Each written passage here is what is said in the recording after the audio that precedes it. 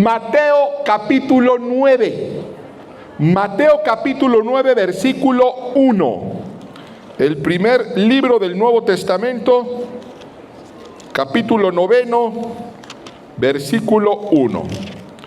Y dice así: entonces, entrando Jesús en la barca, pasó al otro lado y vino a su ciudad. Algunas otras versiones dicen a su propio pueblo.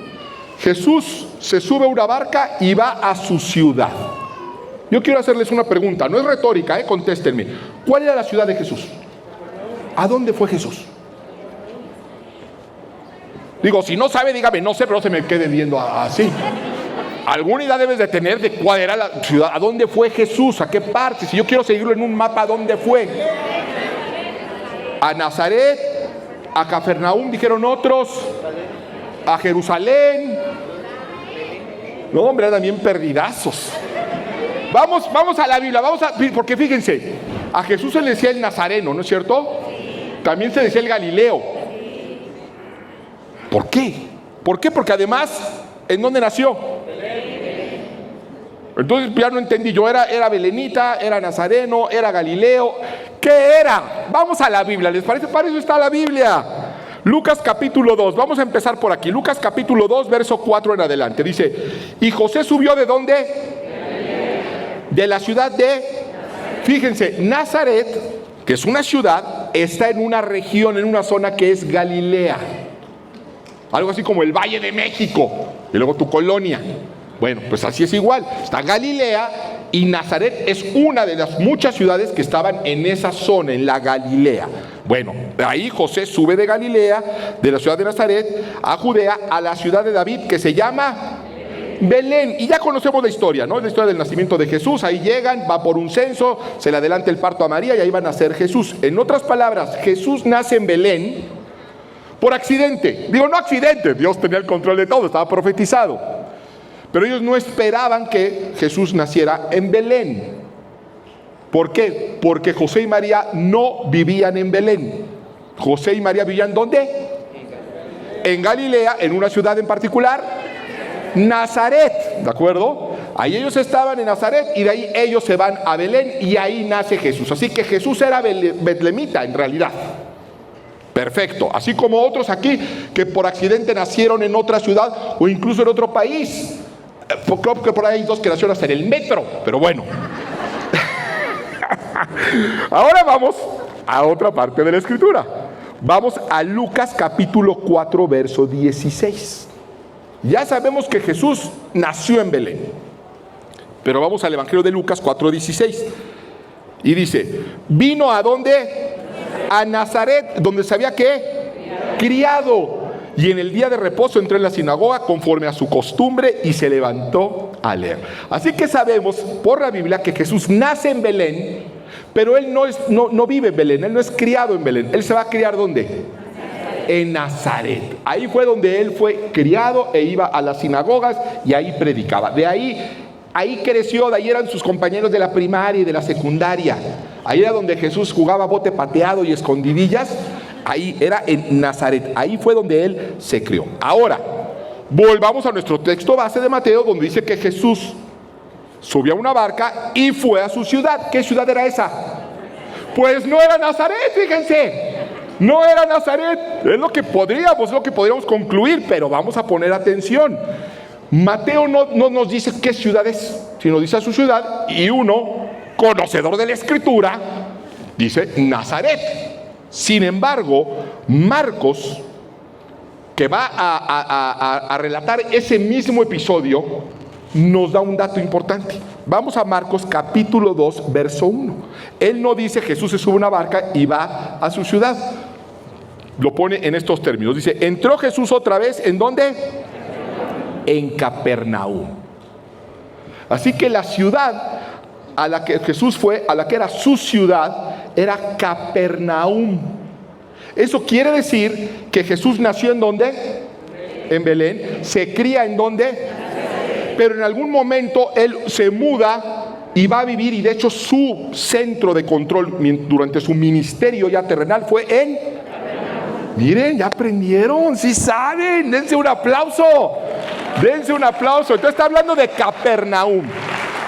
Y ahí, en su ciudad, donde él ya vivió como adulto, va a tener desarrollo este episodio que es muy conocido. Lo conocemos, has escuchado al menos hablar de él. Vamos a leerlo.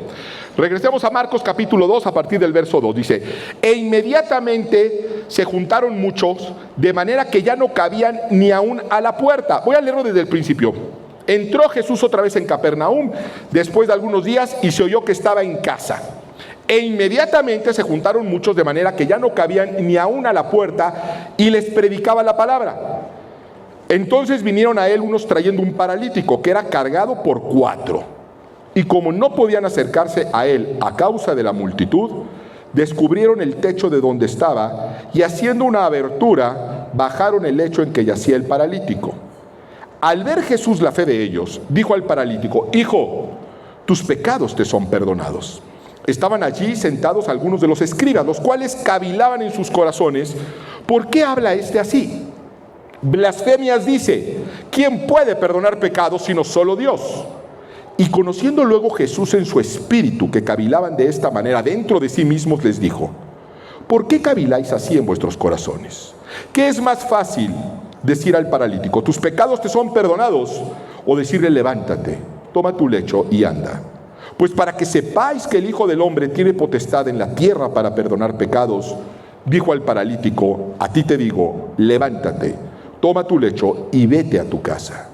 Entonces él se levantó enseguida y, tomando su lecho, salió delante de todos, de manera que todos se asombraron y glorificaron a Dios diciendo: nunca hemos visto tal cosa. Una historia muy conocida. Jesús está predicando y de repente quieren meter a un paralítico para que lo sane. Pero había tanta gente que era imposible. Así que estos amigos se suben y hacen un agujero en el techo y por ahí lo bajan. Y allí es donde Jesús obra este milagro extraordinario, que en realidad son 2 milagros. El primero y más importante es un milagro invisible. Jesús le perdona los pecados. Es el más importante que sucedió ahí. Ningún otro se le compara. En ese momento él recibió vida eterna y salvación y perdón y reconciliación con el Padre. Y el segundo milagro es que lo sana. Él era paralítico, lo sana y vuelve a caminar. Lo interesante de todo esto es que si nosotros tratáramos de representar una pequeña obrita de teatro con este episodio, creeríamos que los personajes principales son evidentemente Jesús y luego el paralítico. Incluso algunos podrían decir que es Jesús y los fariseos, cuya maldad y lo que pensaban detonó que Jesús dijera: bueno, pues para que vean que tengo potestad para perdonar pecados, lo voy a hacer caminar. Y normalmente nos olvidamos de quienes yo considero son, después de Cristo, los protagonistas más importantes de esta historia, y son los amigos. Los amigos que llevaron a este paralítico. De hecho, son tan importantes que me atrevo a decir que no hubiera habido milagro si no hubiera sido por ellos. Y cuando hablo por ellos, no solamente me refiero a la parte natural del tremendo esfuerzo que hicieron para llevar literalmente a los pies de Jesús a un paralítico bajándolo de un techo, sino a lo que sucedió espiritualmente. Porque si tú ves el verso 5, dice algo espectacular. Imaginémonos que Jesús está predicando y de repente empiezan a escuchar ruido en el techo y empiezan a bajar con sogas a un paralítico, y Jesús ve al paralítico. Pero la Biblia nos dice qué fue lo que Jesús vio. Dice el verso 5, que viendo Jesús, ¿qué? La fe de ellos. ¿La fe de quiénes? De los amigos. Jesús vio la fe de los amigos. Y es ahí cuando le dice al paralítico: tus pecados te son perdonados. Por la fe de 4 amigos que no se dieron por vencidos, para que este hombre en una condición terrible recibiera el milagro. Ellos no se detuvieron. Qué maravilla tener amigos así. ¿Quién tendrá aquí amigos así? Amigos capaces de ponerse en la brecha, de orar por ti, de decir: yo voy a hacer todo lo que esté en mi poder para que este hombre, para que esta mujer, para que mi amigo, para que mi amiga sean bendecidos por Dios. Este milagro se dio por la fe de ellos. La Biblia en ningún momento nos habla de la fe del paralítico. No sabemos cuál era su estado de fe. No lo sabemos. Contrario, por ejemplo, a la mujer del flujo de sangre. ¿Se acuerdan que Jesús le dice: tu fe te ha sanado? Es tu fe la que te ha salvado. Y en otras ocasiones que dijo: recibirán conforme a su fe. En este caso, ese milagro lo recibe ese hombre por la fe de ellos, por la fe de sus amigos, que nunca claudicaron para llevarlo a los pies de Jesús. Sería maravilloso tener amigos como estos, ¿no es cierto? Porque además las bendiciones se pegan. Si tú quieres ser una persona bendecida, y yo sé que todos deseamos ser bendecidos por el Señor, ¿no es cierto? La manera más fácil de hacerla, hay mejores maneras y más profundas, pero la más facilita es: pégate con alguien bendecido. Acércate con la gente que esté bendecida por el Señor y algo te va a tocar. Así nomás. ¿Por qué? Por la fe de ellos. Un ejemplo de esto es: ¿recuerdan a Pedro en el episodio de la pesca milagrosa? Él viene de pescar toda la noche, de intentar pescar toda la noche porque no pescó nada. Y Jesús se le aparece en la madrugada y dice: préstame tu barca. Él ya venía cansado, decepcionado, desilusionado, preocupado. No estaba llevando nada que comer a casa. Y sin embargo le dice al maestro: está bien, yo te la presto. Y Dios siempre recompensa todo lo que nosotros pongamos en sus manos. Siempre lo va a recompensar. Pedro, en medio de su circunstancia tan complicada, le presta su barca al maestro, se espera todavía que termine su sermón, su predicación. Y es entonces cuando Jesús le dice: ¿sabes qué? Súbete y echa las redes. Maestro, por favor, tú sabrás de carpintería, pero no de peces, porque yo que soy pescador no hay nada, échala. Y el que tiene la fe y actúa es Pedro. Y sabemos lo que pasa. Empieza a haber una multiplicación de peces tremenda, que las redes se rompían. Y llegó el momento que ya no cabía un solo pez más en la barca de Pedro, ¿recuerdan? Pero ¿qué sucede después? Había todavía tantos peces, tanta bendición, que dice la Escritura que Pedro llama a unos compas que tenía ahí. No dice así compas, no voy a pensar que es una palabra griega. Pero dice que llama a otros amigos que estaban ahí cerca y dice: hey, vénganse para acá. Y llegaron los compas y también llenaron su barca hasta reventar. ¿Cuál fue el mérito de los compas? Ellos no le prestaron la barca a Jesús, ellos no escucharon su sermón, ellos no se esperaron. Su única gracia fue ser conocidos de Pedro. Tener amigos. Por la fe de ellos se derrama bendición. Así que sería buena idea tener amigos así. Tener amigos así que no se detuvieron ante nada. Incluso hicieron lo inconcebible: hacer un hueco en la casa. Claro, no eran casas de concreto como ahora, pero aún así hacer un hueco en el techo, pues estás haciendo un daño en un hogar ajeno. Y aquí viene otra cosa interesante, de la cual casi nada no se predica y no consideramos. ¿De quién era la casa?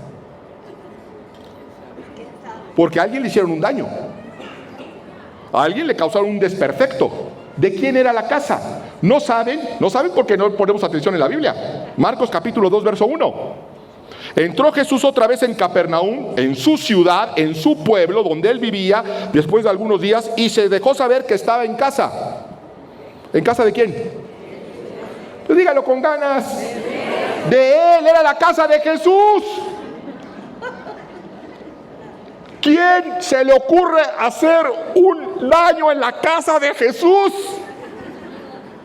Pues a estos amigos se les ocurrió.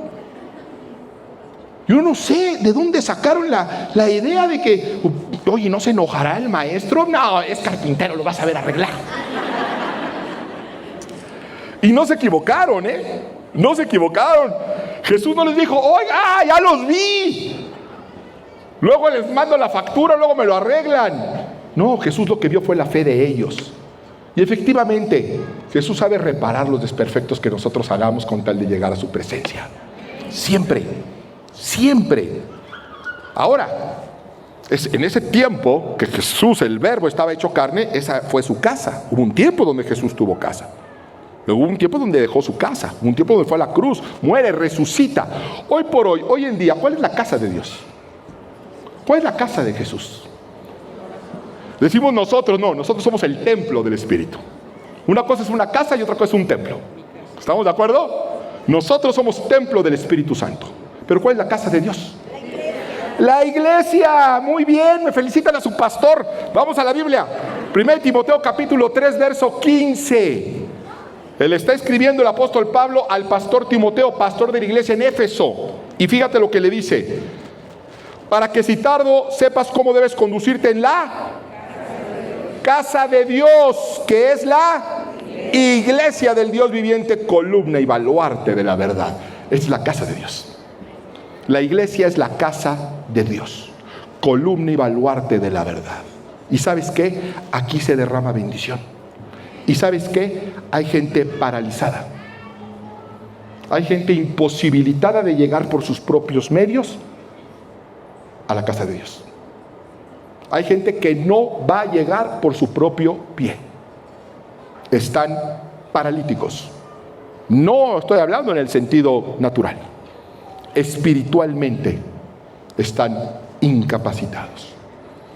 Yo le aseguro que usted tiene un amigo, que usted tiene un conocido que está paralizado por la incredulidad, por el miedo, por la culpa, paralizado por el pecado, por las desilusiones, por las decepciones. Y no pueden poner un pie en la casa de Dios. Ellos por sí mismos no van a venir. Y si usted tiene un amigo así, y usted no ha hecho nada, es un mal amigo. Es un mal amigo. No se parece a estos amigos. Los dejamos, ellos no dejaron saber cómo llega y que llega arrastrándose o ahí cuando quiera. No. Ellos fueron por él. Lo subieron en una camilla. Y además en un terreno muy hostil para mover a alguien discapacitado. Ustedes saben que aquí en la familia tenemos a mi sobrino Nachito, que es discapacitado. Hay que moverlo con silla de ruedas, pero una silla de ruedas actual, en una ciudad que tiene, bueno, y decir que tienen rampas, no en todos lados, pero al menos en algunos lugares hay rampas. De hecho andamos buscando normalmente dónde vamos a comer para que lleven a Nachito y poderlo movilizar, porque es muy difícil movilizar a alguien que no camina. Y conste que Nachito todavía da sus pasitos. Este hombre no podía moverse absolutamente nada, y era un hombre adulto. Moverlo era un problemón. No había sillas de ruedas, tuvieron que cargar, tuvieron que subir con sogas. ¿Y sabes qué? Estos amigos no se detuvieron. Y había una multitud, no solamente el esfuerzo de hacerlo, no solamente el ejercicio de llevarlo, había una multitud que se los impedía. Seguramente rogaron, ya estando ahí, imagínate, oigan, por el amor de Dios, traemos a este amigo, déjenos pasar. Déjenos pasar, venimos de muy lejos, solamente queremos que Jesús lo vea. Ábranos paso, no te podemos abrir paso, nosotros también tenemos necesidades, nosotros también tenemos nuestros problemas.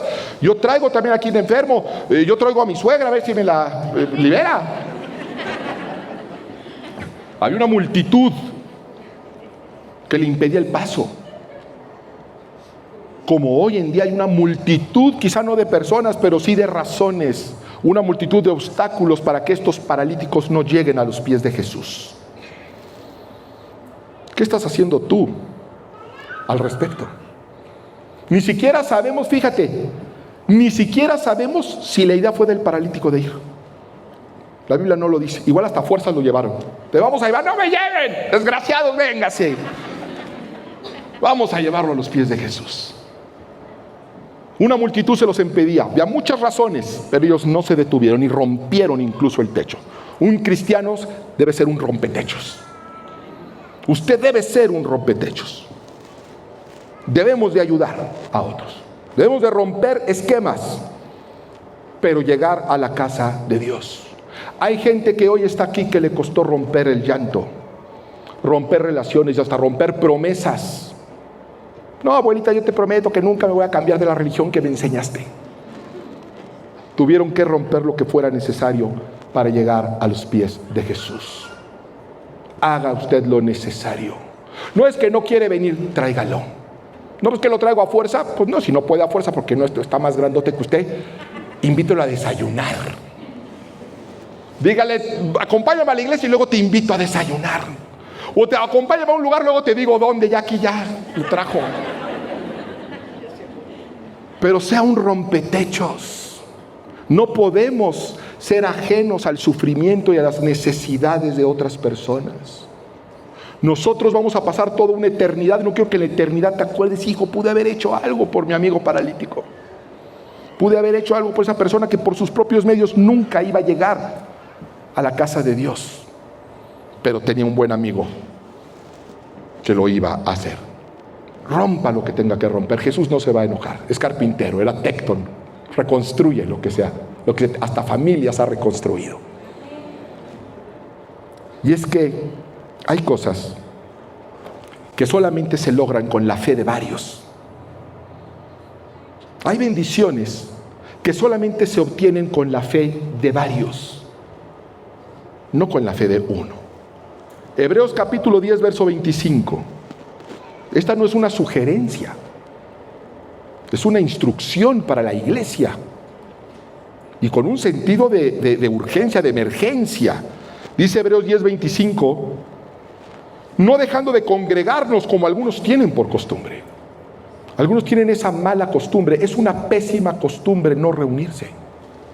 Y yo sé que hay una multitud de razones que nos impiden venir a la casa de Dios. Una multitud de razones, una multitud de obstáculos. Es más, es un ejercicio casi heroico poder estar aquí los domingos en la mañana. Porque estamos cansados, porque tenemos preocupaciones, porque salen tarde la familia. Hay un montón de cosas que nos lo impiden. Nuestro propio desánimo nos lo impide. Hay una multitud. Pero la Biblia dice, no dejen de congregarse como algunos tienen por costumbre. Acabamos de leer un poco más arriba que Jesús iba a la sinagoga como era su costumbre. La costumbre de un rompetechos es congregarse. Si usted no se congrega, se va a perder muchas bendiciones. Dice, no dejando de congregarnos como algunos tienen por costumbre, sino exhortándonos unos a otros, y mucho más al ver que el día se acerca. Usted está consciente de que el día del regreso de Jesús está cerca, ¿verdad? Está más cerca cada vez. Cada día está más cerca. Pero sí sabe y está consciente que mientras se acerque ese día glorioso, también se acerca el cumplimiento de las profecías apocalípticas. Sí lo sabe, ¿verdad? Sí sabe que las cosas en este mundo no van a ir mejorando. Van a ir empeorando exponencialmente. Lo estamos viendo. Los que tenemos ya cierta edad nos asustamos de lo que está pasando hoy. Es de infarto lo que se ve en la televisión, lo que vemos en las calles, lo que vemos en las revistas, el lenguaje que se usa, lo que veo en las redes sociales es de infarto. Quizá los jovencitos ya están acostumbrados, pero es de infartarse. Si mi abuelito hubiera visto cosas que están pasando hoy, le da un infarto en ese instante. Estamos regresando a los tiempos de Noé. Entonces las cosas van a ir empeorando. Y dice la Escritura, cuando ustedes vean que ese día se acerca, con mayor razón hay que congregarse. ¿Por qué? Porque hay exhortación y porque hay bendición. Somos un cuerpo. La Biblia habla una y otra vez que la iglesia, que somos nosotros, somos un cuerpo con diferentes funciones y diferentes entre nosotros, pero finalmente somos una unidad. Esto es así que cuando Jesús vuela, hay gente que dice, no es que ya viene Cristo por mí. Y yo le digo, en ninguna parte de la Biblia dice que viene por ti. En ninguna. La Biblia es clara, Jesús va a volver por su iglesia. ¿Pero qué no? La iglesia somos personas. La iglesia somos personas, pero la iglesia es el grupo de creyentes congregados en un mismo espíritu. Jesús no viene por ti, viene por nosotros. Viene por su iglesia. A quien va a vestir con lino finísimo es a su iglesia, al grupo convocado donde Cristo es el centro. Y se nos dice que somos un cuerpo. Fíjese, si a mí no me gusta esta parte del dedito y me lo corto, no en un accidente, me lo corto así con cirujano, quirúrgicamente, muy bien, todo muy bonito, me lo cosen a todo dar, un cirujano me lo deja bonito el muñoncito. Ni me dolió, me pusieron anestesia y yo sigo con mi vida. Pero ¿qué va a pasar con ese dedito? ¿Qué le va a pasar? Se va a podrir. Se pudre. Se pudre por estar separado del cuerpo. Jesucristo dijo: separados de mí, nada pueden hacer. Yo soy la vid verdadera, ustedes los pámpanos. El que está en mí, ese lleva mucho fruto, pero separados de mí, nada pueden hacer. Nos da gangrena espiritual. Nos da gangrena espiritual. Fíjense todas las bendiciones que sucedieron cuando la iglesia estuvo unida. Jesucristo le dijo a sus apóstoles: no se separen, manténganse unidos porque viene el Espíritu Santo. Y les pudo haber dicho: váyanse a su casa y nada más no se muevan, va a llegar y de ahí se van a predicar. Dijo: no, manténganse unidos. Y ese día llegó Pentecostés. Es el día que la iglesia de Cristo es fundada, es empoderada. Baja el Espíritu Santo en forma de lenguas de fuego. Y la Biblia es clarísima en describirnos cómo estaban los apóstoles. Dice que estaban juntos y unánimes. Dice: estaban juntos y unánimes cuando sucedió el Pentecostés. Cuando Dios dijo: este es el momento, envía al Espíritu Santo, derrámate sobre toda carne. ¿Por qué? Porque mis hijos están juntos y unánimes.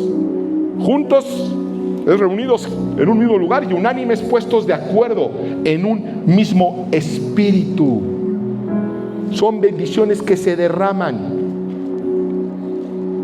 cuando la iglesia está junta y unánime. El Salmo 133, un salmo espectacular, dice: mirad cuán bueno y cuán delicioso es habitar los hermanos juntos en armonía. ¿Sí dice así, verdad? Pero fíjate lo que dice. Dice: miren qué bueno es. Es una bendición que llega a verse. Son bendiciones que son tan grandes y tal que se llegan a ver, al grado que dice la Escritura: mira qué bueno es. ¿Que no te estás dando cuenta? Si es evidente. Qué bueno es que los hermanos habiten juntos en armonía, porque es como el buen óleo que se derrama sobre la cabeza, la barba de Aarón, y llega hasta sus vestiduras, como el rocío de Hermón. Y termina diciendo: porque allí donde, en la unidad, ahí donde en la congregación, dice: envía Jehová bendición y vida eterna. Hay bendiciones que se dan en iglesia nada más, cuando los hermanos estamos reunidos nada más. Si no me cree usted, pregúntele a Tomás. Se apareció Jesús y Tomás había ido a la tiendita, al Oxxo. Y luego vimos al maestro. ¿Pero cómo? ¿Pero cómo? No puedo creer. Lo vimos todo. ¿Verdad que lo vimos, Juan? Sí, ¿verdad que lo vimos? A decir, aquí estuvo. Pues yo no lo vi, pues porque te fuiste. Hasta que no vea, yo no voy a creer. Y llegó el día en que lo vio. ¿Pero dónde estaba? ¿En su casa? Otra vez estaban reunidos. Otra vez estaban reunidos. Conocemos la poderosísima y hermosa oración del Padre Nuestro. El Padre Nuestro, fíjense, pongan atención: Padre Nuestro. Jesús dijo: cuando oren, oren de esta manera: Padre mío, dame, ven. No, Padre Nuestro, vénganos, danos, perdónanos. Es una oración en comunidad. Yo no sé hoy si tú eres uno de esos paralíticos o si eres uno de esos amigos. No importa en realidad. La solución es la misma. La solución está en la casa de Dios. Aquí está la solución. Aquí está la exhortación. Aquí se mueve el Espíritu de una manera particular. No estoy diciendo que en casa no, que en tus momentos de intimidad, en oración y ayuno no, allá también. Pero aquí hay una unción particular que únicamente se da y sucede cuando la iglesia de Cristo se reúne. Cuando fue derramado el Espíritu en Pentecostés, sucedió una cosa muy curiosa. Jesús lo quiso ilustrar de una manera maravillosa. A cada uno de los apóstoles, de los hombres y de las mujeres que estaban allí en el cenáculo, se les apareció como una lengua de fuego, dice la Biblia. Es decir, una lucecita. Si nos damos cuenta, es una representación de que cada persona era como una vela. como una vela con una lucecita. Jesucristo dijo: así brille su luz delante de los hombres. A cada uno de nosotros Jesús nos ha dotado con una luz particular, única. Tenemos que hacer brillar esa luz que Él puso en nosotros. Pero esa luz es para nuestra casa, para nuestro trabajo, para la facultad, para la escuela. Pero dijo otra cosa: cuando nos reunimos, dice, es como una ciudad en lo alto de una montaña, no se puede ocultar. Cuando todos nosotros juntamos cada una de esas luces que Jesús depositó en nosotros, nos convertimos en una antorcha que es visible a kilómetros, donde todo mundo va a poder ver lo bueno y lo delicioso que es que nos congreguemos cada domingo para recibir instrucción, ánimo y esperanza. Y yo quiero terminar pidiéndote que te pongas de pie. Ponte de pie y quiero que concluyamos este servicio orando el Padre Nuestro. Quizá es la primera vez que lo vas a orar. Y tú podrás decir: no, pero ¿cómo, pastor? Yo he orado el Padre Nuestro un montón de veces. No, es que hoy vamos a orar el Padre Nuestro, el Padre de todos nosotros. Va a ser una oración común. Y si pueden, tómense de las manos. Si no se pueden parar, no se paren. ¿Sí? Pero tómense de las manos. Vamos a tratar de tomarnos de la mano y vamos a hacer una oración común. Jesucristo dijo: vosotros pues oraréis así. Oremos, hermano, a una sola voz. Padre nuestro que estás en el cielo, santificado sea tu nombre. Venga a nuestro reino. Hágase, Señor, tu voluntad en el cielo, así también como en la tierra. Danos hoy nuestro pan de cada día y perdona nuestras ofensas, así como también nosotros perdonamos a quienes nos ofenden. No nos dejes caer en tentación, mas líbranos del mal, porque tuyo es el reino, y el poder, y la gloria, por los siglos de los siglos. Amén. Que Dios nos bendiga.